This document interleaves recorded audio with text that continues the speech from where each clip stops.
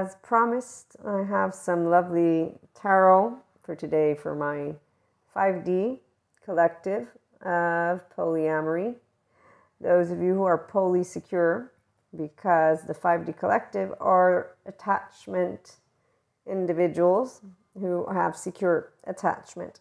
And on that note, it is where integration of the brain allows one to maintain left and right mode connectedness. So we are able to use our verbal side and our nonverbal.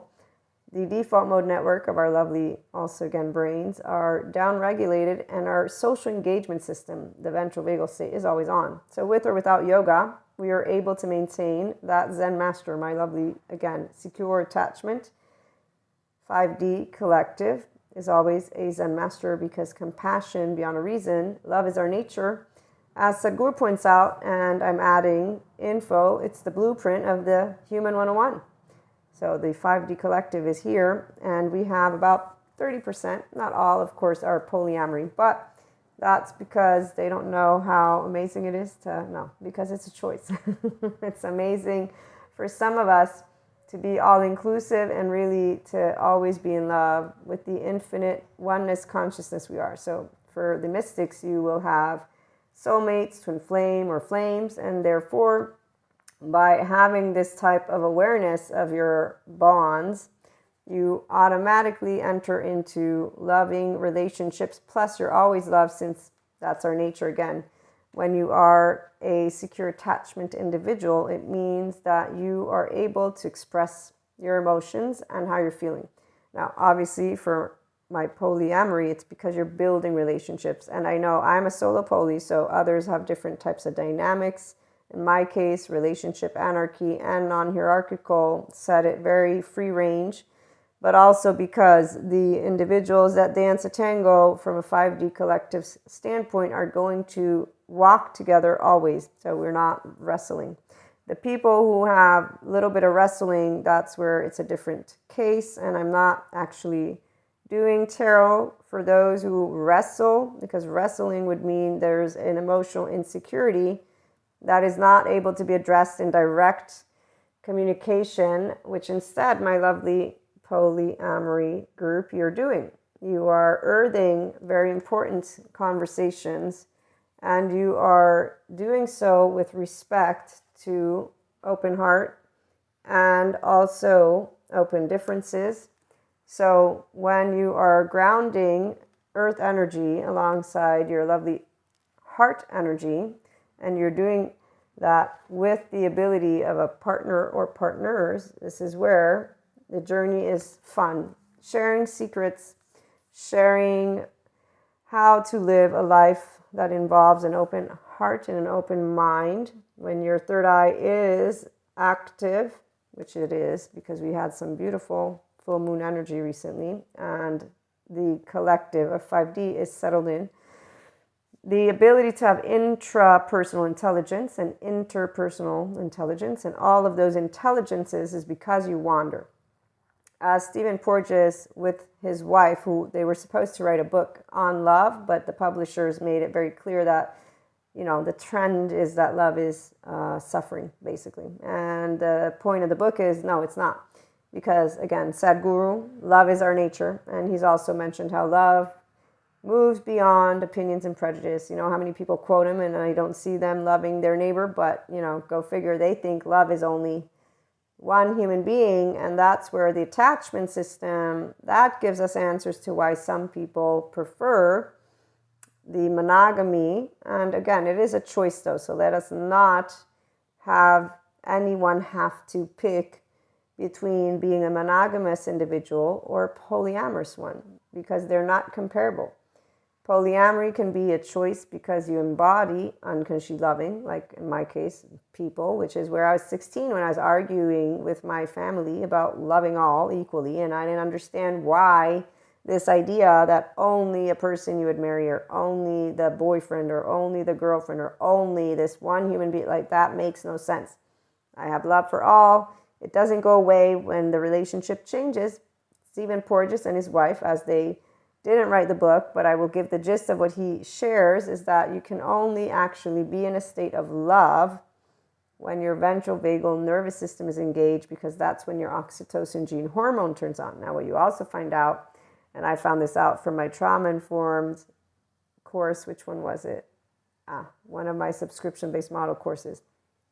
When we were talking about what the body of a person who's in a physiological state of compassion, here's my Zen masters of the 5D collective, what happens? So the insula or isola lights up, which connects our lovely head to our body. This is where somatics is very important to note. And so when you're aligned, my 5D collective, we're always, this is active. It's down regulated, so it's underactive for those who have trauma, unresolved. So for those who get into charged states, when they're in their yellow or red, fight, flight, or fright. So when they're reactive, and see, here's where the difference lies. Whenever a person can be in a group and speak with curiosity, because our ventral vagal nervous system actually is the Krishna Lila, you exploring the depths of your emotions with somebody else, with the fun of what is really, we're always a 2-year-old inner child. So when an inner child doesn't have fear of sharing who they are, it's okay. Big group, small group, don't matter. And even when we get teased as a 5D mystic, believe me, I have plenty of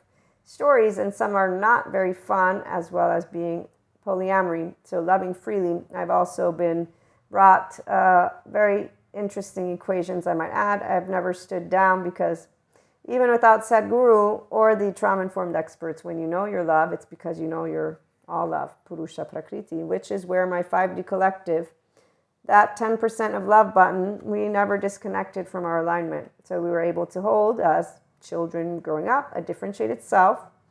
And that means I think and feel in this body here, and you think and feel in your body there. And I will not use my words in a way that will be hurtful. I will use my words in a way that can speak the truth that I wish you to hear, which is where if my emotions are hurt because of something you said, I will say, this thing really hurt my feelings.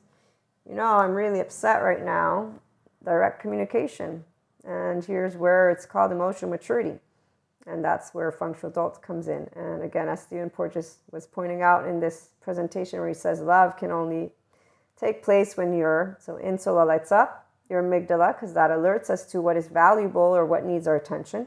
Temporal junction, where you relate to the situation at hand with your past. We learn from our past. 5D collective carries it here. And prefrontal cortex is where the smarts are, because that's the intelligent ones who wander. We're present. We do not assume, thank you, Daniel Siegel, we're present. We attune to what's in front of me, and then we try to resonate and build trust.